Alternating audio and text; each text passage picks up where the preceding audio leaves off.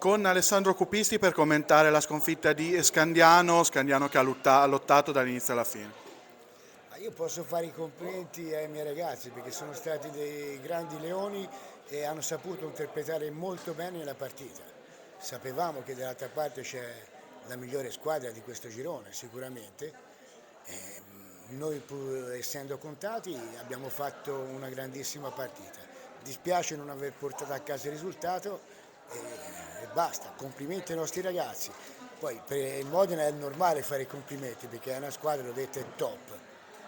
È stato un derby anche qui dall'inizio alla fine, tanto pubblico, insomma in un bel ambiente, in un bel contesto. Ma è stata una partita corretta, una partita maschia normale dove tutte e due le squadre volevano vincere. Questo è importante, secondo me è anche un segnale importante per questo giochino. Qual è l'obiettivo di Scandiano da qui alla fine? Insomma, ci sono altre partite importanti. Noi vogliamo fare bene, noi vogliamo vincere il più possibile. Noi giochiamo per vincere, poi a gennaio quando rientrerà anche qualche altro giocatore avremo la squadra quasi al completo.